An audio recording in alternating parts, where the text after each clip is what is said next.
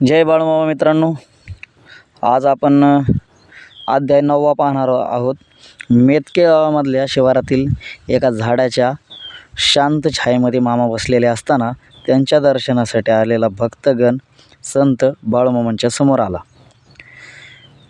समोर आल्यानंतर वेगवेगळ्या गोष्टीवरती बोलणी गप्पा चालू होत्या. तेवढ्यात मामांच्या मागे एक भला मोठा प्रचंड आणि फणा काढलेला रागाने फणफणलेला नाग लोकांनी पाहिला आणि सापाला मारण्यासाठी काहींनी हातात काट्या घेतल्या, तर काही भीतीने थरथरू लागले, तर काहींनी तिथून पळ काढला. साहजिक आहे, एवढं मोठं जनावर पाहिल्यावर कोणी पण तसंच करणार आहे. पण बाळूमामा मात्र शांत, निवांत आणि स्वस्थ चित्त होते. नागाला मारायला धावणाऱ्या लोकांना त्यांनी सांगितले, अजिबात हात लावायचा नाही. नागराजा आणि बाळूमामा यांची परस्परांची दृष्टी भेट झाली. नागराजाला मामा म्हणाले, नागराज, तुम्ही इथून निघावं. मामांची कृपादृष्टी आणि दर्शनाने तृप्त झालेला नागराज संथ गतीने तिथून निघून गेला. भर उन्हाच्या झाडाच्या शीतल सावलीमध्ये विश्रांती घेत असताना कल्याणाचा आणि हिताच्या गप्पा गोष्टी सर्व रममाण होते. कोण्या एका भक्ताने तहानलेल्यांना पिण्यासाठी ताकाने भरलेले 3 तांबे मामांच्या समोर आणून ठेवले. ताकाचे तांबे 3 पंक्तीत पिणारे 60 जण, त्यामुळे ताक वाटायला कोणी धजेना. अंतर्ज्ञानी मामांनी ते जाणले. ते स्वतःच ताक वाटू लागले. तेव्हा सर्वांना देऊनही अर्धे ताक शिल्लकच राहिले. हा होता बाळूमामांचा चमत्कार. असेच भंडारा महाप्रसादाच्या वेळी पण घडत होते. मामांच्या सेवेसाठी जणू अन्नपूर्णा अवतरून हजारो लोकांना प्रसाद घेऊनही शेवटी अन्न शिल्लकच राहत असे. फाल्गुन वद्य एकादशीला मेतके येथे भंडारा उत्सव होता. त्यावेळी कीर्तनासाठी विविध ठिकाणची मंडळी आणि प्रत्येक क्षेत्रामध्ये नैपुण्य असणारी मंडळी त्या ठिकाणी आलेली होती. तेव्हा मामा जयराम पाटलांना म्हणाले, भक्तिपारायण कीर्तन शिरोमणी पट्टणकोडीचा नारायण गोंधळे याला बोलून आणा, आपण त्याचेच कीर्तन ऐकूया. पट्टणकोडीत जाऊन पाटलांनी नारायण गोंधळे यांना मामाचा निरोप दिला.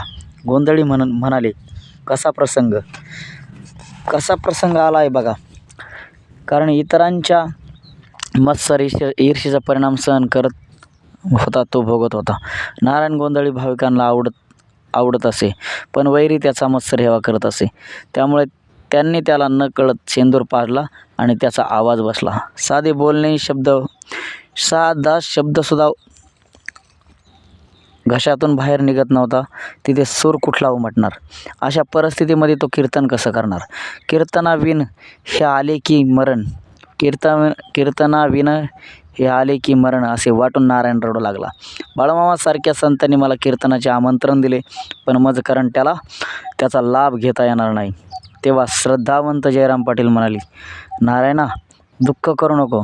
मामासारख्या संतांची कृपा तुझ्यावर आहे. मग उभयता मेतक्यास आले तर जसं व्हायचे तसं हो दे, असा भाव धरून नारायण कीर्तनाला उभा राहिला. नारायणाचा कपाळ एकाने भंडारा लावताना थोडा अंगावर पडला. तो भंडारा नारायण झटकतोय हे मामाने पाहिले. मग मामा स्वतः उठले, भंडाऱ्याने भरलेले पातेले घेतले व नारायणाच्या डोक्यावर ओतले. गोंधळी गोंधळून गेला, पण तो भंडारा न झटकता तसाच राहू दिला.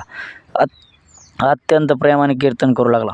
आणि काय चमत्कार, कंठाबाहेर न येणारा आवाज हळूहळू घुमू लागला. त्याने कीर्तनामध्ये गजर केला. श्रोतांना मग मंत्रमुग्ध करून टाकणारं गायन केलं. पूर्व दिशेने तांबडी शाल पांघरलेली तोवर हरिनामाचा घोष चालूच होता. कीर्तन संपले. गोंधळी गैवरला आणि गैवरलेल्या कंठाने तो म्हणाला, कीर्तन माझा प्राण. कामधनु बाळूमामांच्या कृपेने माझा गेलेला स्वर मला परत मिळाला. मामामुळे माझा पुनर्जन्म झाला. त्यानंतर प्रत्येक भंडाराच्या वेळी तो कीर्तनात रंगात रंगून सांगून जात असे. संतांच्या कृपेपुढे दृष्टाचे काहीच चालत नाही, अशी श्रद्धा वाढवणारा आणि अज्ञान घालवणारा हा 9वा अध्याय समाप्त झाला. जय बाळूमामा.